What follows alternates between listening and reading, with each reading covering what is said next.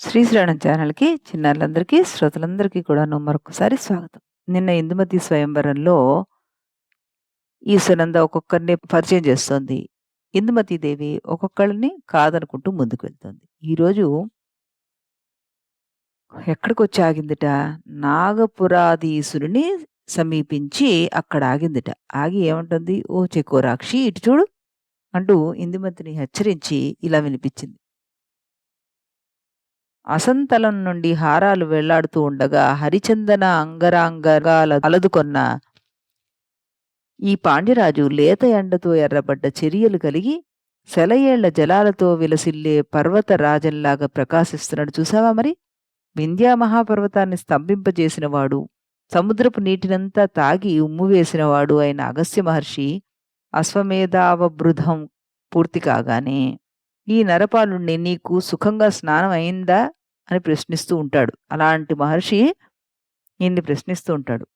పూర్వం ఇంద్రుణ్ణి జయించాలనే ఉద్దేశంతోటి స్వర్గం మీదకి దండ ఎత్తిన రావణాసురుడు దుర్లభమైన బ్రహ్మశిరోనామక అస్త్రాన్ని శివుడి నుండి పొందిన ఈ పాండ్యరాజు ఎక్కడ జన్మస్థానాన్ని ఆక్రమిస్తాడో అని జంకి ఇతనితోటి సంధి చేసుకున్నాడు.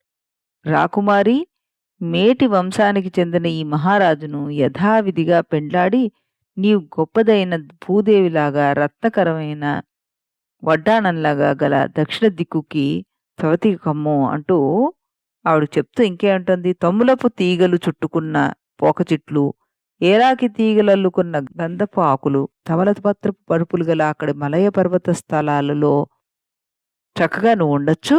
ఈ రాజు చామంచాయ కలవాడు. నువ్వు ఆయనకి కరెక్ట్‌గా సరిపోతావు. ఇద్దరి మెరుపు ఒకళ్ళకొకళ్ళు ఈ పరస్పర శోభను ఇనుమడింపజేస్తుంది. ఈయనని నువ్వు ఇష్టపడుతున్నావా అంటూ అడిగిందిట. సూర్యదర్శనం లేకపోవడం వల్ల ముడుచుకున్న పద్మంలోకి చంద్రకిరణం ప్రవేశించనట్లే సునంద చేసిన ఉపదేశం ఇందుమతి మనస్సులోకి మాత్రం దూరలేదుట. దీపజ్వాల రాజవీధిలో ముందుకు సాగిపోతున్నప్పుడు వెనకబడిన కోట బురుజు చీకటి మునిగినట్లుగానే స్వయంవర మండపంలో ఇందుమతి ఏ ఏ రాజును దాటి వెళ్తుందో ఆ రాజు తన ముఖ వికాసాన్ని కోల్పోయాడు అంటూ కవి ఇక్కడ వర్ణించారు.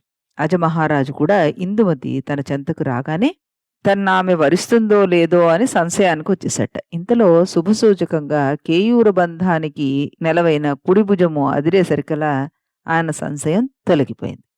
సర్వావయవ శోభితుడైన అజుణ్ణి సమీపించి ఇందుమతి మరొకని వద్దకు వెళ్ళాలనే తలంపు వదులుకుంది. నిండారా వికసించిన తీయ మామిడి చెట్టును చేరిన తుమ్మెదల బారు మరొక చెట్టును కోరుకుంటుందా మరి? కోరుకోదు కదా! అలాగే చంద్రుని వంటి కాంతి గలది, అజినిపైన మనసుంచినది అయిన ఇందుమతిని చూసి మాటల పొందిక తెలిసిన సునంద, అంటే మాటల చాతుర్యం కల ఆ సునంద ఎలా పలుకుతుందో చూడండి. పూర్వం ఇక్ష్వాకు వంశంలో మహాగుణవంతుడైన కకుత్సుడు అనే రాజశ్రేష్ఠుడు ఒకడు ఉండేవాడు. ఆయన సంతతికి చెందిన ఉత్తర కోసల రాజులందరూ ఔన్నత్యం కోరి సుప్రసిద్ధమైన కాకుత్స నామం వహిస్తున్నారు.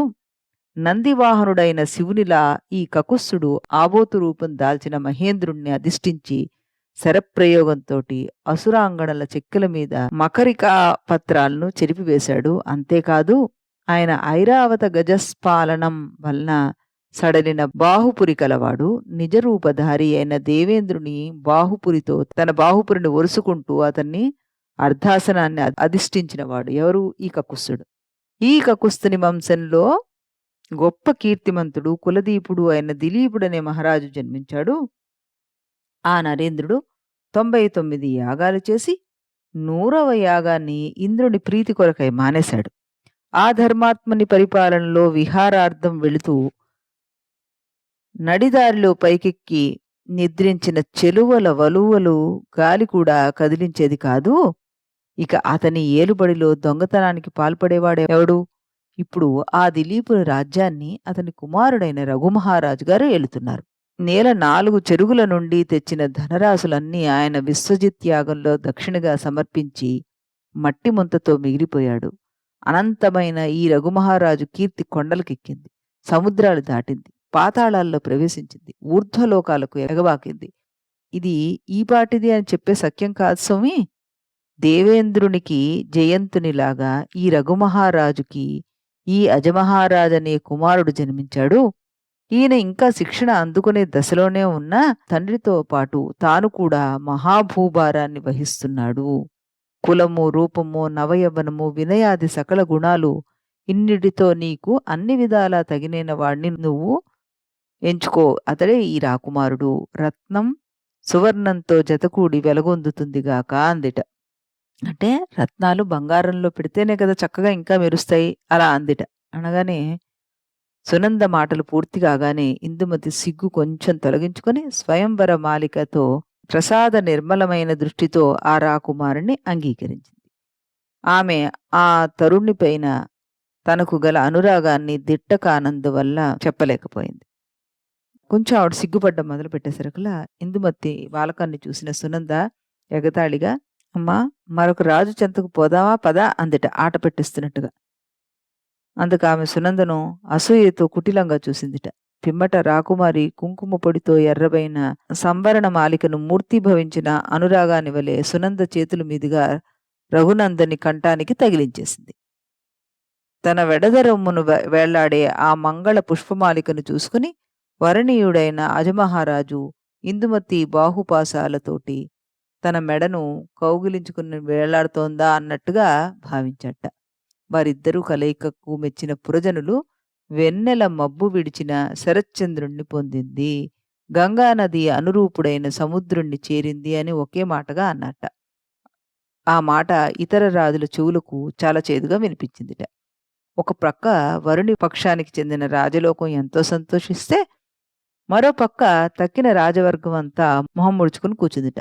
ఈ దృశ్యం ఉషఃకాలంలో ఒక పక్క వికసించిన పద్మాలతోనూ మరొక పక్క ముకుళించిన కలువలతోనూ కూడిన మడుగులాగా కనిపించింది అంటున్నారు కాళిదాస్ గారు. ఈ రకంగా ఈ స్వయంవర ఘట్టాన్ని, అందులో రకరకాల రాజుల్ని పరిచయం చేస్తూ వాళ్ళందరినీ వర్ణించిన విధానాన్ని ఇప్పటివరకు ఆస్వాదించాం. మళ్ళీ రేపు ఇందుమతి పెళ్ళి అన్న దాంతోటి ఇంకో శీర్షికకి వెళ్ళిపోదాం. అప్పటి వరకు సెలవు.